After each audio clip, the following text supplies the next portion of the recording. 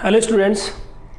तो आज हम बात करेंगे class 10th maths chapter number 8 exercise 8.2 जो है उसके इंट्रोडक्शन की बात करेंगे, जिसमें एंगल्स के बारे में अपन पढ़ेंगे। एक तरह से जो टेबल है, आपको मैंने बताया था कि हम आगे एक टेबल पढ़ेंगे ट्रिग्नोमेट्रिक रेशियो को, जो 30 degree, 45 degree, 0 degree and 90 degree की वैल्यूज़ जो है वो एक तरह से हम टेबल में देखेंगे। फिर उसके बाद में ये भी देखेंगे कि किस तरीके से आपको इनको मतलब एक तरह से जो वैल्यू है वो रटना नहीं पड़े, और जो उनका मेन जो बेसिक है कहाँ से जो वैल्यू है वो आई है वो भी अपन देखेंगे। तो पहले मैं एक बार टेबल बना देता हूँ और आपको टेबल को याद करने का जो तरीका है वो भी बता देता हूँ। तो सबसे पहले जो टॉपिक है सम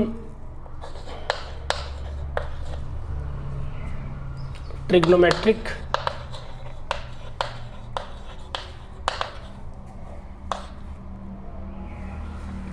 ratios of specific angles। सबसे पहले ये आपके सामने टॉपिक दे रखा है, जिसमें अपन पहले एंगल्स देख लेते हैं, कौन से एंगल्स का वैल्यू कितना होता है ट्रिग्नोमेट्रिक फंक्शन के साथ में। तो सबसे पहले जो आपके है वो ट्रिग्नोमेट्रिक रेशियो, जैसा कि आपको पता है, यहाँ मैं फंक्शन लिख देता हूँ साइन थीटा, फिर उसके बाद पता है आपको आता है कोस थीटा, फिर आता है टेन थीटा, फिर कोट थीटा, फिर सेक थीटा और कोसेक थीटा।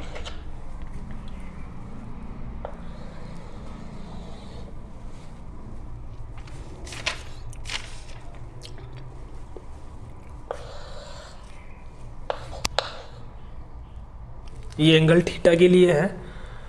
सबसे पहले आपको 0 डिग्री और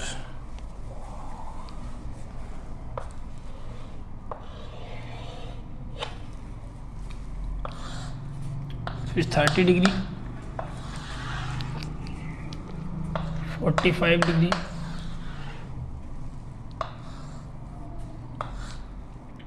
60 डिग्री और 90 डिग्री।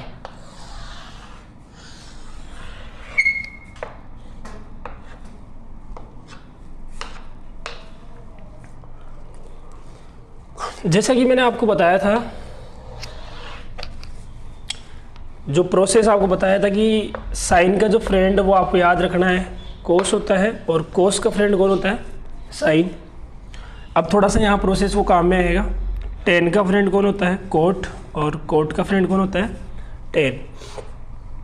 ऐसे ही सेक का फ्रेंड कौन होता है, कोसेक, और कोसेक का फ्रेंड कौन होता है, सेक। आपको इस टेबल में क्या करना है, दो फ्रेंड्स के मैंने जोड़े बता रखे हैं, और इस दो फ्रेंड्स के जोड़े में से ओनली एक फ्रेंड की लाइन को याद करना है। मतलब एक फ्रेंड के जो एंगल्स हैं उनकी वैल्यूज़ को याद करना है, जैसे 0 डिग्री, 30 डिग्री, 45 डिग्री, 60 डिग्री और 90 डिग्री।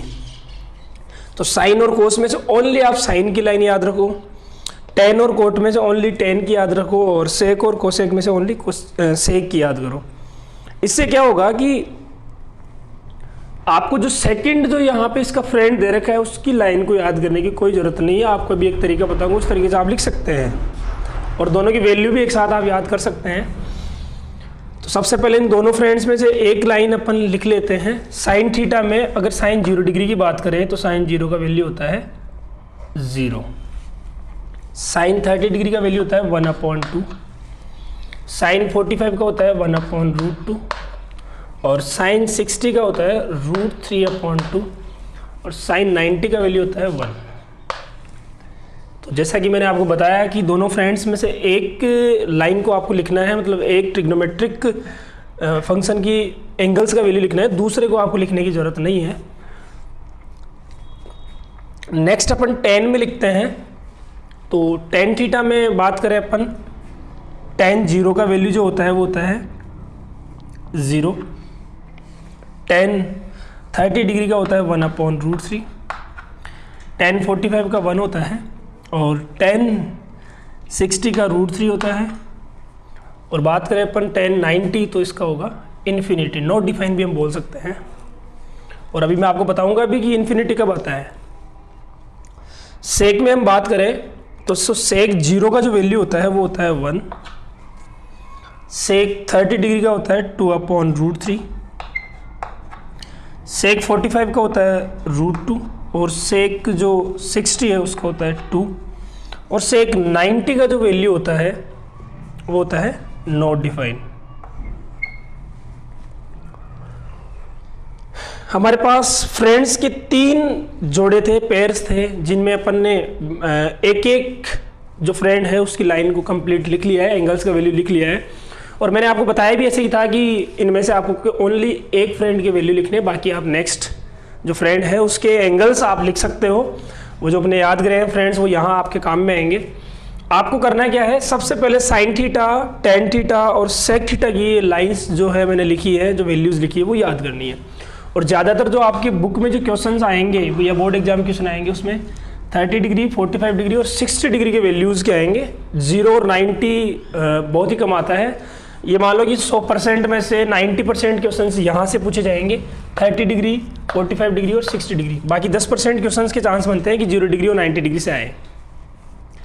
तो मैं आपको 30, 45 और 60 डिग्री के वैल्यूज़ भी निकाल के बताऊंगा कि किस तरीके से, आपको ये रटने की जरूरत नहीं पूरी टेबल। इसमें जो 30, 45, 60 डिग्री जो इंपॉर्टेंट है इनके वैल्यू निकाल के भी बताऊंगा कि कैसे साइन 30 का वैल्यू 1/2 है तो क्यों है, साइन 45 का 1/√2 है तो ये क्यों है, और साइन 60 का √3/2 है तो ये √3/2 साइन 60 का वैल्यू क्यों है। मतलब जितने भी ट्रिग्नोमेट्रिक जो रेशियो हैं इनके जो वैल्यूज़ हैं एंगल्स पे, ये आपको रटने की जरूरत नहीं है। मैं अभी आपको सॉल्यूशन करके बताऊंगा किस तरीके से ये वैल्यूज आए हैं। तो अभी अपन एक बार थोड़ा सा इसको याद कर लेते हैं, या फिर मैं आपको थोड़ा सा याद करा देता हूँ। मेरे साथ आप जहाँ भी बैठे हैं एक बार साथ के साथ मेरे साथ बोलें। साइन 0 का वैल्यू क्या होता है 0, साइन 30 डिग्री का 1/2, साइन 45 का 1/√2, साइन 60 का √3/2 और साइन 90 का कितना होता है 1। एक बार वापस बोलते हैं, साइन 0 का 0, साइन 30 का 1/2, साइन 45 का 1/√2, साइन 60 का √3/2 और साइन 90 का 1। ऐसे ही अब tan की लाइन याद करते हैं। tan 0 का 0, tan 30 का 1/√3, tan 45 का 1 और tan 60 का √3 और tan 90 का इन्फिनिटी। मेन आप ये तीनों देखो किस तरीके से याद करोगे। ओनली 30 डिग्री का याद करो, tan 30 1/√3, ऊपर लिखा है 1 मतलब tan 45 का 1 और नीचे लिखा है √3 तो tan 60 का √3। तो इस तरीके से थोड़ा आप पैटर्न से याद कर सकते हैं। सेक थीटा में सेक 0 का 1 और सेक 30 का 2/√3, सेक 45 का √2 और सेक 60 का 2। यहाँ ध्यान रखना बीच में मतलब 45 डिग्री पे √2 आएगा और यहाँ 2 आएगा। कई बार स्टूडेंट्स में कन्फ्यूजन होता है, इसका वैल्यू √2 कर देते हैं, इसका 2 कर देते हैं। तो आप ध्यान रखना 45 डिग्री का √2 होगा और 60 डिग्री का सेक में 2 होगा और सेक 90 का इन्फिनिटी होगा। ऐसे आपको एक दो बार रीड मारना है तो याद हो जाएगा। अब देखो जो आपने फ्रेंड्स का जो एंगल्स अपने छोड़े थे, मतलब एक तरह से वैल्यू छोड़े थे, वो अपने को कैसे लिखना है टेबल में। आपको क्या करना है, जो सबसे इसके फ्रेंड में जो सबसे लास्ट में लिखा हुआ है, सबसे लास्ट में क्या, साइन थीटा की लाइन में सबसे लास्ट में क्या लिखा हुआ है 1, उसको सबसे स्टार्टिंग में लिख दो। तो लास्ट में लिखा हुआ है 1 तो 1 आ जाएगा स्टार्टिंग में, मतलब कोस 0 का 1 होगा। लास्ट से सेकंड नंबर पे है √3/2, मतलब जो साइन 60 का वैल्यू है वो यहाँ आ जाएगा कोस 30 में। तो उस साइड से सेकंड नंबर पे √3/2 था, उसको अपन यहाँ लिख दिए। फिर आया बीच में 1/√2, तो बीच में यहाँ भी आ जाएगा 1/√2। फिर लिखा हुआ है 1/2, तो फिर मैं यहाँ लिख सकता हूँ 1/2। और स्टार्टिंग में क्या लिखा हुआ था 0, जो सबसे लास्ट में जाएगा। मतलब आपको जो इसके फ्रेंड में वैल्यूज लिखे हुए हैं उसको पलट के लिखना है। लास्ट वाला स्टार्टिंग में, फिर उसके बाद वाला यहाँ पर, फिर उसके बाद वाला यहाँ पर, फिर उसके बाद वाला यहाँ पर और स्टार्टिंग वाला लास्ट में। ऐसे ही आपको 10 में करना है। 10 का फ्रेंड कोट होता है और 10 जो 90 में वैल्यू है वो 10 कोट 0 में आ जाएगा। तो सबसे लास्ट में है नॉट डिफाइन मतलब इन्फिनिटी, और फिर उसके बाद में है √3, तो वो √3 जो है वो कोट 30 डिग्री में आ जाएगा। फिर है 1 तो 1 आ जाएगा। फिर है 1/√3 तो 1/√3 आ जाएगा। फिर है 0 तो ये 0 आ जाएगा। ऐसा ही सेक का फ्रेंड कौन होता है कोसेक। तो कोसेक जो 90 का वैल्यू है, सॉरी सेक 90 का वैल्यू है वो कोसेक 0 में आ जाएगा। 90 का वैल्यू है इन्फिनिटी। फिर उसके बाद में है 2, फिर उसके बाद में है √2, फिर उसके बाद में है 2/√3 और स्टार्टिंग में 1 था जो सबसे लास्ट में जाएगा। तो कितना आसान हो गया आपके सामने। ओनली ये जो फ्रेंड्स हैं इनमें से एक लाइन को याद करना है, बाकी दूसरी लाइन ऑटोमेटिक आप ऐसे लिख सकते हैं। तो इसमें भी मैं आपको बताना चाहूँगा कि 0 डिग्री और 30 डिग्री की 0 डिग्री और 90 डिग्री की इतने वैल्यू याद करने की जरूरत नहीं है। आप इस पे फोकस करो ज़्यादा, क्योंकि क्वेश्चन ज़्यादा यहाँ से आते हैं। जैसे अभी मैंने यहाँ बताया था साइन की लाइन में 1/2, 1/√2 और √3/2। अब देखो लास्ट वाला स्टार्टिंग में, बीच वाला बीच में और स्टार्टिंग वाला लास्ट में, ऐसा ही पूरा प्रोसेस ही ऐसा है। लेकिन आप इस पे फोकस करो एक बार। वही 10 में 1/√3, 1√3, अब √3 लास्ट में है, वो स्टार्टिंग में, बीच वाला बीच में और स्टार्टिंग वाला ये लास्ट में। ऐसा ही सेक में 2/√3, √2, 2, तो 2 लास्ट में था, वो स्टार्टिंग में, जो बीच में है वो बीच में आ गया और स्टार्टिंग वाला लास्ट में आ गया। तो कितना इजी है, कितना आसान है ये याद करना। और जिसको ये टेबल याद है, मतलब एक्सरसाइज 8.2 से कंप्लीट आएगी। जैसे अपने 8.1 पढ़ लिए, 8.1 में ज़्यादा कुछ नहीं था, पाइथागोरस थ्योरम से ट्रिग्नोमेट्रिक रेशियो निकालते थे और ट्रिग्नोमेट्रिक रेशियो मतलब जो निकालने का जो प्रोसेस था वो आपको भी पता है। किसी भी राइट ट्राइंगल की ऑल साइड्स हमारे पास हो तो ट्रिग्नोमेट्रिक रेशियो हम कोई से भी निकाल सकते थे। जैसे आपके सामने 6 रेशियोज हैं, वैसे ही 8.2 एक्सरसाइज में ओनली ये एंगल्स की वैल्यूज याद करने हैं आपको और कंप्लीट एक्सरसाइज आपको अच्छे से आ जाएगी। लेकिन मैं देखा जाए तो ये बेसिक कंप्लीट हो चुका है, आपको ये टेबल याद है, तो फिर आप 8.2 के क्वेश्चंस भी कर सकते हैं और एग्जाम्पल भी कर सकते हैं।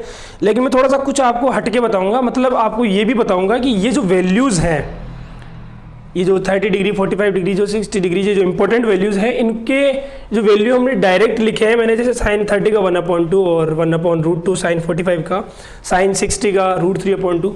अब मैं चाहूँगा कि आपको ये भी बताऊँ कि ये वैल्यूज़ कहाँ से आए हैं, ताकि आपको ये चीज़ जो है वो ऐसा फील नहीं हो कि हम रट रहे हैं।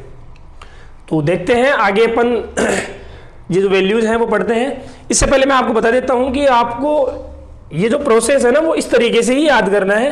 कुछ टीचर्स होते हैं जो आपको अदर तरीके से बता सकते हैं। मेरे हिसाब से ये बेस्ट तरीका है कि आप साइन थीटा और टेन थीटा और सेक थीटा की लाइंस को एक बार तरीके से याद कर लें, फिर उसके बाद में कोस, कोट और कोसेक की ऑटोमेटिक याद हो जाती है।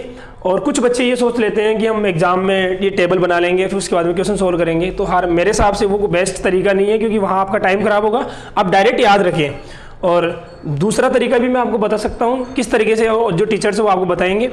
जैसे साइन थीटा और ये कोस थीटा की 2 लाइन लिख लिए, फिर बताएंगे कि टेन थीटा का वैल्यू निकालने के लिए साइन में कोस का डिवाइड दो, फिर इसमें 1/2 में इसका डिवाइड दो, इसका आ जाएगा, इसमें इसका डिवाइड दो, ये आ जाएगा, √3/2 में 1/2 का डिवाइड दो, ये आ जाएगा, फिर इसमें इसका डिवाइड दो, ये आ जाएगा। तो ये कॉमन सेंस की बात है, आपको बताने की जरूरत नहीं है, क्योंकि आपको खुद को पता है टेन थीटा को हम क्या लिखते हैं, sine theta upon cos theta. अगर कोस थीटा का वैल्यू निकालना, कोट थीटा का वैल्यू निकालना है, तो आपको पता है कोट थीटा को हम क्या लिखते हैं, cos theta upon sine theta. तो ये कॉमन सेंस की बात है ना कि साइन थीटा की वैल्यू लिख लिए और कोस थीटा की वैल्यू लिख लिए, तो टेन थीटा की निकालने के लिए साइन अपॉन कोस कर दो और कोट की निकालने के लिए कोस अपॉन साइन कर दो। ऐसे ही आपको भी पता है, स्टार्टिंग की वीडियो मैंने बता दिया था, सेक थीटा को क्या लिखते हैं, 1/cos थीटा। तो अब सेक थीटा की वैल्यू निकालने हैं, तो 1 के अपॉन में जितने भी कोस थीटा की वैल्यू उनका डिवाइड दे दो, तो वो सेक थीटा की वैल्यू आ जाएंगे। और आपको पता है कोसेक थीटा को क्या लिखते हैं, 1/sin थीटा। तो अगर कोसेक थीटा के वैल्यूज निकालने हैं तो 1 के अपॉन में जितने भी साइन थीटा की वैल्यू उनका डिवाइड दो। तो ये भी एक तरीका है, लेकिन मैं इस तरीके से बताऊंगा तो आप एक तरह से टेबल बनाना सीखोगे, लेकिन आपको माइंड में याद करना है कि कितने डिग्री का वैल्यू कितना होता है, ताकि एग्जाम में क्वेश्चन सही हो। तो ये तो नॉर्मल से आप जान सकते हो कि किस तरीके से ये वैल्यूज निकली हुई है। बाकी मेरे हिसाब से आपको ये 3 लाइन याद करनी चाहिए, साइन, टेन और कोट की। फिर उसके बाद में जो 3 लाइन बचती है वो ऑटोमेटिक आप लिख सकते हो। और दूसरी बात जो इम्पोर्टेंट है वो ये है कि आप जब इसको याद करो तो 2 वैल्यू एक साथ याद करना। जैसे मैं बताता हूँ आपको, आप याद करते हो साइन 30, अब साइन 30 डिग्री आपको पता है 1/2, उसके साथ में जो भी आप फंक्शन बोल रहे हो उसका फ्रेंड भी लो। जैसे साइन का फ्रेंड कौन होता है, कोस। तो अभी अपन ने बोला साइन 30 मतलब कोस जो 60 है, क्योंकि 30 वाला 60 पे जाता है, उसका वैल्यू भी वही होगा। मतलब साइन 30 का वैल्यू आप याद किए 1/2, तो उसके फ्रेंड में कोस 60 में भी 1/2 ही होगा। जैसे मान लो आपने याद किया साइन 60, तो साइन 60 का √3/2 होता है। अब आप दिमाग लगाओ, साइन का फ्रेंड कोस होता है और 60 वाला कहाँ पर आएगा, 30 पे, मतलब कोस 30 का वैल्यू भी क्या होगा, √3/2। आप याद करते हो tan 60 डिग्री, तो आपको पता है tan 60 डिग्री √3 होता है, मतलब tan 60 √3 है तो tan का फ्रेंड कोट, और कोट 30 का भी कितना होगा, √3 होगी। 60 वाला √3 मतलब 30 डिग्री पे आ जाता है। आप याद करते हो कोस से एक 60 डिग्री, अब कोसेक 60 डिग्री का वैल्यू क्या होता है, 2/√3। अब कोसेक 60 का 2/√3, इसका मतलब कोसेक का फ्रेंड है सेक, और जो 60 वाला है वो 30 डिग्री पे आता है, तो सेक 30 का भी कितना होगा, 2/√3। तो ऐसे आप दो वैल्यू, मतलब दो फंक्शन की वैल्यू एक साथ याद करो, क्योंकि आपको जो तरीका है वो मैंने बता दिया है कि किस तरीके से याद करना है। तो अब नेक्स्ट अपन देखते हैं, और जैसा कि मैंने आपको बताया कि हम देखेंगे 30 डिग्री, 45 डिग्री और 60 डिग्री की जो वैल्यूज़ हैं वो किस तरीके से, ये आपके सामने लिखी हुई है, वो रटने की जरूरत नहीं पड़े। तो एक बार इनको देख लेते हैं कि ये वैल्यूज़ जो है 1/2, जैसे 1/√2, √3/2, ये साइन की लिखी हुई है, बाकी और भी लिखी हुई है, ये किस तरीके से हम एक तरह से देख पाएंगे कि बिल्कुल सही है या नहीं है।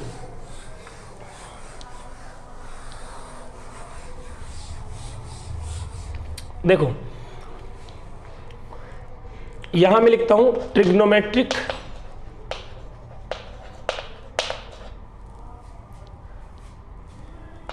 Ratio of 30 degree and 60 degree. हम सबसे पहले 30 डिग्री और 60 डिग्री के रेशियोज देख लेते हैं कि ये वैल्यूज सही है या नहीं है। आप मैच भी कर लेना, अभी टेबल आपके सामने है। देखो 30 डिग्री और 60 डिग्री के रेशियोज निकालने के लिए आपको सबसे पहले इक्विलेटरल ट्राइंगल बनाना होगा। अब इक्विलेटरल ट्राइंगल बनाएंगे तो उसकी विशेषता आपके दिमाग में आ जानी चाहिए। मैं यहां बना देता हूं, हम थोड़ा छोटे वे में लिखेंगे ताकि बोर्ड पे आ जाए। देखो मैंने एक इक्विलेटरल ट्राइंगल बनाया जिसको नाम दे दिया ए, बी और सी। अब देखो इक्विलेटरल ट्राइंगल की विशेषता आपको पता है, ऐसा ट्राइंगल जिसकी ऑल साइड्स क्या हो, इक्वल हो, और ऑल एंगल भी क्या हो, इक्वल। और आपको पता भी है कि इक्विलेटरल ट्राइंगल में जो ऑल एंगल्स होते हैं वो होते हैं 60 डिग्री के। ऑल एंगल्स कितने के होते हैं, 60 यहां भी होता है, 60 यहां भी होता है, 60 यहां भी होता है। अब इसकी साइड को भी हम कुछ लेट करेंगे ताकि अपन जो चीज, मतलब जो एंगल्स हम चाह रहे हैं, मतलब जिनका वैल्यू निकालना चाह रहे हैं वो हमारे पास आ जाए। तो हम क्या करेंगे, इस ट्राइंगल की साइड को कुछ लेट कर लेंगे।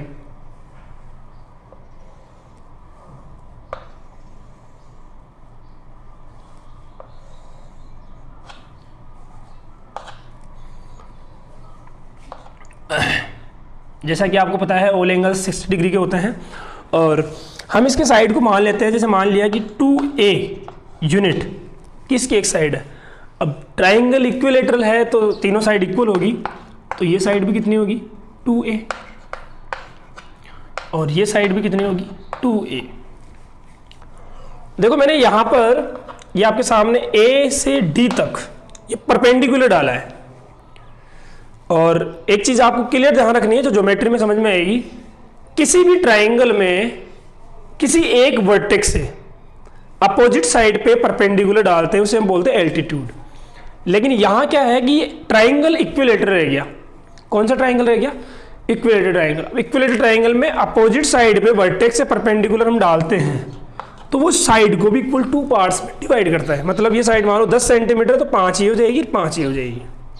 और साथ में जहां से वो लाइन आ रही है जिस वर्टेक्स से, उस एंगल को भी हाफ करते हुए आता है। जैसे मान लो ये एंगल आपको पता है कितने डिग्री का है, 60 डिग्री का, तो 30 डिग्री का इसको बना देगा और 30 डिग्री का इसको बना देगा, क्योंकि हाफ कर दिया ना इसका।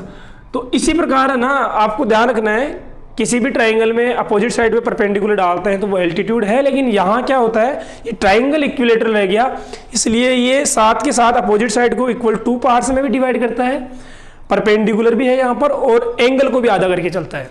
ये आपको थोड़ा सा ध्यान रखना है, और ये जो आपको प्रोसेस है वो ज्योमेट्री में और भी अच्छे से समझ में आ जाएगा। तो ये एंगल पूरा 60 का था, और जैसे ही अपन ने ये परपेंडिकुलर डाला तो ये हाफ हाफ हो गया, मतलब ये कितने डिग्री का हो गया, 30 डिग्री का, और ये भी 30 डिग्री का। और अपन ने इस परपेंडिकुलर को नाम दे दिया AD। मैं यहाँ लिख सकता हूँ AD परपेंडिकुलर है किस पे, BC पे। अब ये परपेंडिकुलर भी है और इसको बाइसेक्ट भी कर रहा है, तो हम AD को परपेंडिकुलर बाइसेक्ट बोल सकते हैं एक लाइन में बोले तो। अब देखो यहाँ से 30 डिग्री और 60 डिग्री के वैल्यूज निकालते हैं एक एक ट्राइंगल लेके। हम क्या करते हैं, एक बार ये वाला ट्राइंगल लेते हैं और एक बार ये वाला ट्राइंगल लेते हैं। इसमें 60 का वैल्यू निकाल लेंगे और इसमें यहाँ 30 का वैल्यू निकाल लेंगे। तो इसमें अपन 30 को मिटा देते हैं क्योंकि हमें पता है भाई है तो 30 डिग्री का ही। लेकिन एक चीज़ सोचो, अभी अपन ने पिछली जो वीडियोस है उसमें मैंने आपको बताया भी है और पीछे जो एक्सरसाइज उसमें पढ़ा भी है, किसी भी ट्राइंगल के रेशियोज निकालने हो, ट्रिग्नोमेट्रिक रेशियो, तो पहली चीज़ तो वो ट्राइंगल राइट एंगल होना चाहिए। तो ये बिल्कुल राइट एंगल ट्राइंगल ये भी है और ये भी है, और उसकी तीनों साइड भी हमारे पास होनी चाहिए, तब जाके हम ट्रिग्नोमेट्रिक की रेशियोज निकालते हैं। तो हम क्या करते हैं, पहले तीनों साइड निकालते हैं क्योंकि तीनों साइड होना बहुत ज़रूरी है।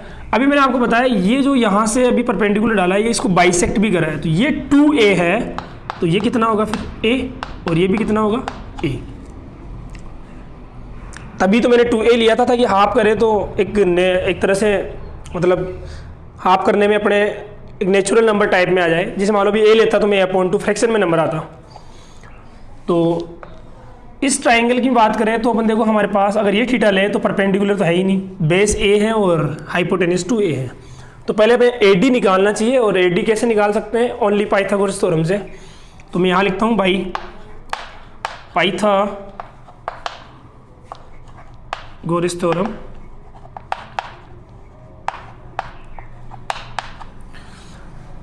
H² = P² + B²। अब इस ट्राइंगल में बात करें तो H कितना है 2A का स्क्वायर इक्वल परपेंडिकुलर तो चाहिए ना थीटा के सामने, देखो ये परपेंडिकुलर ये तो चाहिए जिसका नाम है AD²। AD तो अपने चाहिए, और बेस जो BD है, जो BD की जो लेंथ है वो कितनी A यूनिट प्लस A²। अब यहाँ पर 2 का स्क्वायर कितना होगा 4, A का स्क्वायर करेंगे A² = AD² प्लस यहाँ क्या लिखा हुआ है A²। अब ये A² प्लस का है तो इधर का ही में आएगा माइनस में, 4A² - A² = यहाँ लिखा हुआ है AD²। 4A² में से A² घटाएंगे तो कितना आएगा 3A² = AD²। और स्क्वायर को हम दूसरी तरफ भेजते हैं तो वो काई में आता है अंडर रूट में, तो √3A² = AD। अब देखो 3 के ऊपर रूट है और A² के ऊपर भी रूट है। अब आपको पता है स्क्वायर से अंडर रूट हट जाता है, तो ये स्क्वायर से अंडर रूट हट जाएगा, ओनली 3 बचेगा रूट में, क्योंकि 3 के ऊपर कोई स्क्वायर है नहीं और 3 किसी का स्क्वायर होता भी नहीं है। तो AD = आया क्या हमारे पास रूट तो 3, ये तो रूट में रहेगा और बाहर आ गया A, मतलब √3A। ये हमारे पास AD की लेंथ आई है √3A।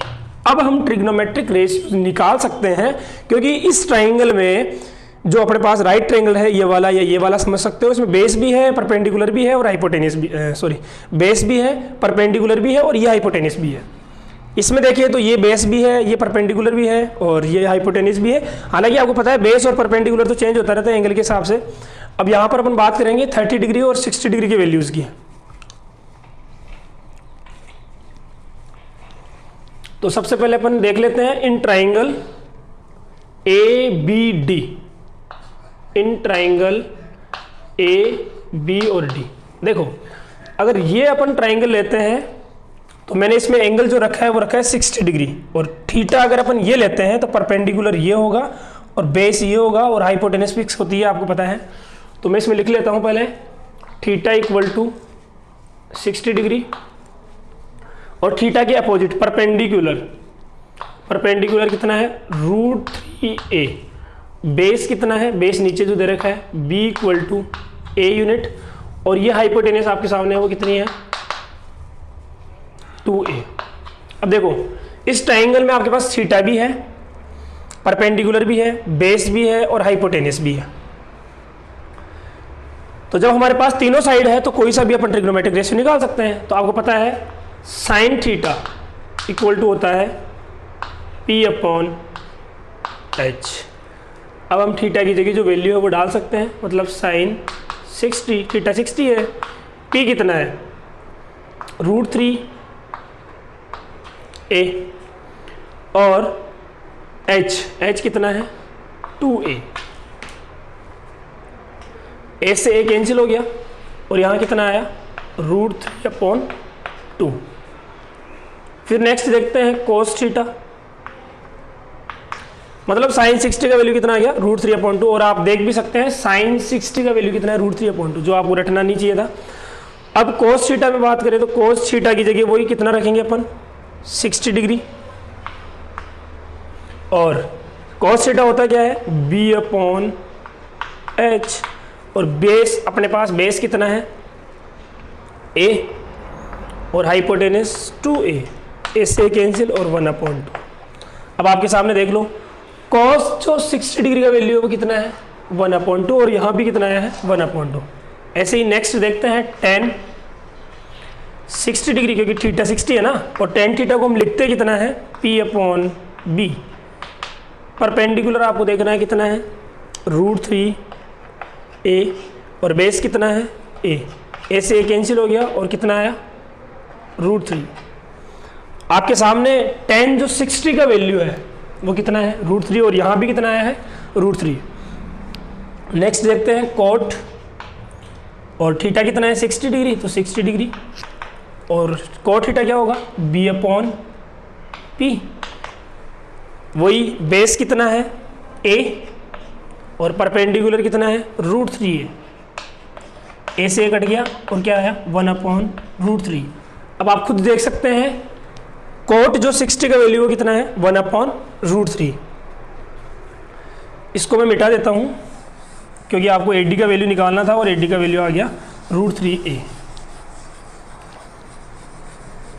अब देखो cot के बारे में बात करते हैं तो सेक वही थीटा कितना है 30 डिग्री, और सेक थीटा को लिखते हैं h/b। h कितना था इसमें, देखो h है हमारे पास 2a और बेस b कितना है a से a काटते हैं तो 2 आता है, मतलब सेक 60 का वैल्यू कितना आया 2। अब आपके सामने देखो सेक 60 का वैल्यू 2 ही है। नेक्स्ट कोसेक, और थीटा की जगह कितना रखेंगे 60 डिग्री। कोसेक थीटा को हम क्या लिखते हैं h/p, और h देखते हैं कितना 2a, और परपेंडिकुलर कितना था √3a, a से a काटेंगे तो कितना आया अपने पास, यहाँ देखना है एक बार कितना आएगा कोसेक 60 डिग्री इक्वल टू 2/√3। और रियल में देखा जाए तो आपको पता भी है कोसेक 60 डिग्री कितना था 2/√3, और ये मैं आपके सामने प्रूफ भी कर दिया। तो देखो sin 60, cos 60, tan 60, cot 60, cosec 60 और sec 60 सबके वैल्यू मैंने यहाँ इस ट्राइंगल से निकाले हैं, और टेबल में देखा जाए तो जितने भी 60 डिग्री के वैल्यू हैं वो वही है जो मैंने यहाँ पर निकाले हैं। तो आप अभी आपको रटने की जरूरत नहीं है, अब आपको यहाँ से प्रूफ भी हो गया कि रियल में वैल्यू यही होते हैं। और ऐसे आप देखते हैं 30 डिग्री के, तो ये आप वीडियो पॉज करके नोट कर सकते हैं। मैं एक बार इनको मिटा रहा हूँ, फिर अपन 30 डिग्री के देखते हैं।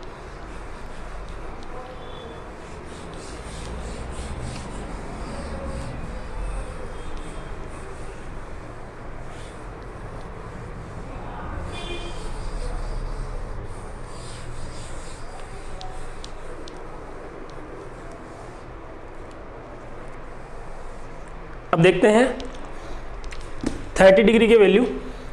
अब 30 डिग्री का आप ट्राइंगल तो ये भी ले सकते हैं, लेकिन यहाँ मैंने 30 रखा नहीं, क्योंकि ये 30 रखेंगे तो यहाँ वैसे भी आपको पता है 30 डिग्री का एंगल है, इसको थीटा मान के इसी में से निकालो, बात वही है। लेकिन अपन नेक्स्ट ही ले लेते हैं ना, दूसरा ट्राइंगल अपने पास और है सेम टू सेम। तो इन ट्राइंगल ये वाला ले लेते हैं ADC, और इसमें देखो आप थीटा कितना है ये ले रहे हैं अपन, तो 30 डिग्री, और थीटा यहाँ है तो थीटा के अपोजिट परपेंडिकुलर ये होगा, मतलब P इसमें लेना है आपको A, और फिर परपेंडिकुलर ये है तो बेस फिर ये हो गया, मतलब बेस इक्वल टू कितना है √3a, और हाइपोटेनस फिक्स है कितना है 2a। वही स्टार्ट करते हैं साइन थीटा से, और साइन थीटा की जगह अब की बार कितना है 30 डिग्री, और साइन थीटा होता क्या है P/h। P कितना है इसमें, P कितना है a, और h कितना है 2a, a से a कैंसिल हो गया 1/2। अब आपके सामने साइन 30 डिग्री का वैल्यू कितना है 1/2, और यहाँ भी आप देख सकते हो साइन 30 का वैल्यू कितना है 1/2। फिर चलते हैं cos 30, cos थीटा को क्या लिखते हैं b/h। अब यहाँ बेस कितना है √3a और हाइपोटेनस 2a, a से a कट गया √3/2, मतलब cos 30 डिग्री का वैल्यू है वो कितना है √3/2। अब आपके सामने cos 30 डिग्री का वैल्यू कितना है √3/2, तो ये 30 डिग्री के वैल्यूज़ भी आ रहे हैं। यहाँ देखते हैं अब tan थीटा की जगह 30 डिग्री है और tan थीटा क्या होता है p/b। अब 30 डिग्री में एंगल तो अपने लिख ही दिया थीटा की 30 डिग्री, और p का वैल्यू जो यहाँ पर है वो आपको पता है कितना है a, और बेस कितना है √3a, a से a कैंसिल आउट हो गया, कितना है 1/√3। तो आपको पता भी है tan 30 का वैल्यू 1/√3 होता है, और सोल्व करने पे भी यही आया है tan 30 का वैल्यू 1/√3। नेक्स्ट cot 30, और cot थीटा को हम लिखते हैं b/p। बेस कितना है √3a और परपेंडिकुलर कितना है a से a काटेंगे तो यहाँ आएगा √3। अब आपको पता है cot जो 30 डिग्री होता है उसका √3 वैल्यू होता है, और यहाँ सोल्व करने पे भी √3 आया है। नेक्स्ट ऐसे देखते हैं sec 30 डिग्री, sec थीटा को हम क्या लिखते हैं h/b। अब यहाँ हाइपोटेनस देखें तो कितना है 2a, और बेस कितना है √3a, a से a कैंसिल हो गया 2/√3। अब देखो 2/√3 sec 30 का वैल्यू होता है। ऐसे ही हम देखते हैं आगे cosec 30 डिग्री, और cosec थीटा को क्या लिखते हैं h/p। हाइपोटेनस कितना है 2a और परपेंडिकुलर कितना है इसके अंदर a से a काटेंगे, और cosec 30 का वैल्यू कितना निकल गया है 2, और वैसे भी आपको पता भी है cosec 30 का वैल्यू आपके सामने 2 है। तो देखो 30 डिग्री के जितने भी वैल्यू जहाँ लिखे हुए हैं वो आपके सामने मैंने सोल्व करके बता दिए, और रियल में जो वैल्यू अपने याद किए थे वही एक तरह से प्रूफ के रूप में आपको सामने है। तो कोई भी चीज़ इसमें रटने की नहीं है, हालांकि मैं आपको ये ऑनलाइन ये चीज़ बता रहा हूँ, ज़्यादातर टीचर ये चीज़ नहीं बताते हैं, मैं आपको बता रहा हूँ इसलिए क्योंकि आपको ये चीज़ रटना नहीं पड़े, और काम इससे भी हो सकता है आप ये कंप्लीट याद कर लो, आपका एक भी नंबर बोर्ड एग्जाम में भी नहीं कटेगा, और एक का एक क्वेश्चन एग्जाम्पल और क्वेश्चन सारे हो भी जाएंगे। लेकिन ये इसलिए है थोड़ा कि आपको ये चीज़ ऐसा फील नहीं हो कि हम ये रट रहे हैं, यहाँ से आपके सामने प्रूफ हो रहा है। अब अपन 30 डिग्री के भी देख लिए और 60 डिग्री के भी वैल्यूज़ देख लिए, अब देख लेते हैं 45 डिग्री के। तो 45 डिग्री के लिए अपने को ट्राइंगल दूसरा बनाना होगा जिसमें एंगल 45 डिग्री का हो। तो एक बार मैं ये मिटा देता हूँ, आप वीडियो पॉज करके लिख लेना।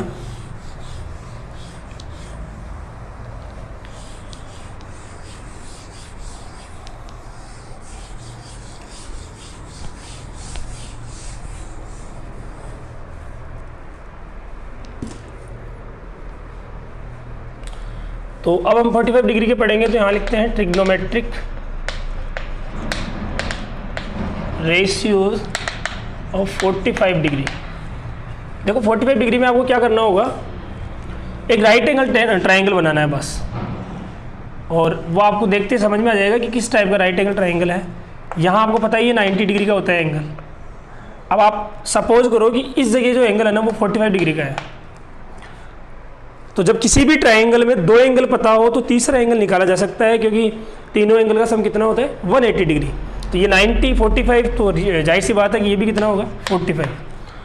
अब फिर इसमें दूसरी प्रॉपर्टी लग जाएगी। अभी तो अपन ने एंगल ही निकाला है ABC ट्राइंगल में, लेकिन अब इसमें हो क्या रहा है, इस ट्राइंगल में दो एंगल इक्वल हो गए, क्योंकि ये 45 है तो फिर ये भी 45 होगा, क्योंकि दोनों का सम 90 और ये 90 तो 180।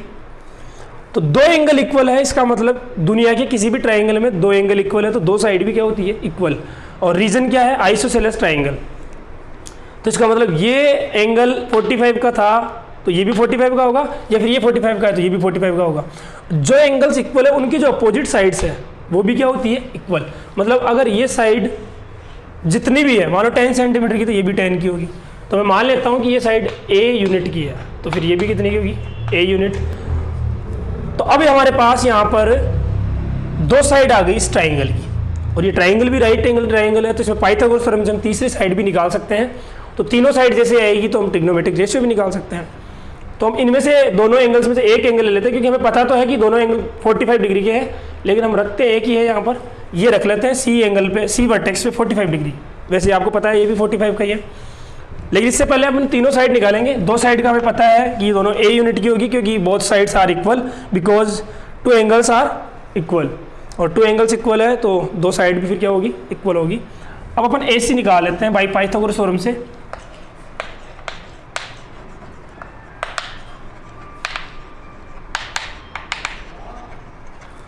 h square equal to P square plus B square, ये आपको पता है। इसमें जो h है वो है AC, मतलब AC square equal to perpendicular A अपन ने लेट किया था तो A स्क्वायर, और बेस भी A ही है तो ये भी A स्क्वायर। A स्क्वायर और A स्क्वायर 2A स्क्वायर हो जाएगा। AC square equal to 2A square.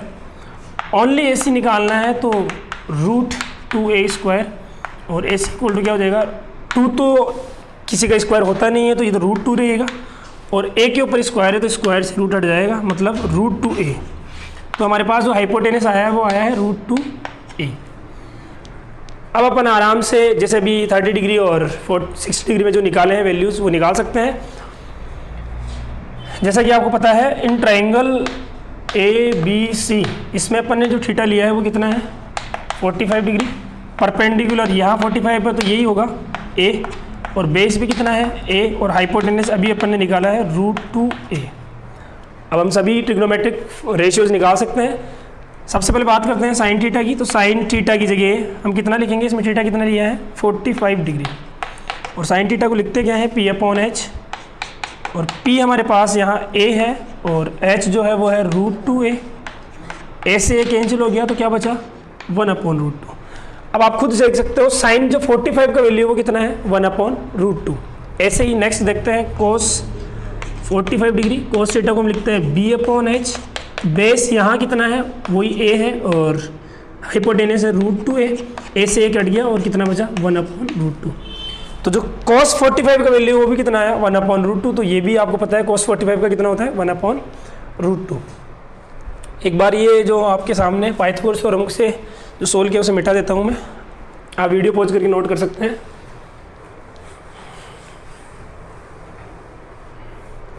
अब जो अपन ने साइन और कोस का वैल्यू निकाला वैसे आगे देखते हैं टेन थीटा 45 डिग्री, और टेन थीटा को लिखते हैं P/B।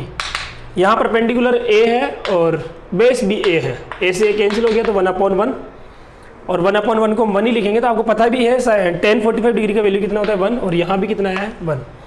Next coat 45 degree, coat को क्या लिखते हैं B/P। बेस A है और परपेंडिकुलर भी A है तो A/A कैंसिल आउट करेंगे तो 1 आएगा। तो कोट 45 का भी जैसा कि आपको पता है 1 वैल्यू होता है।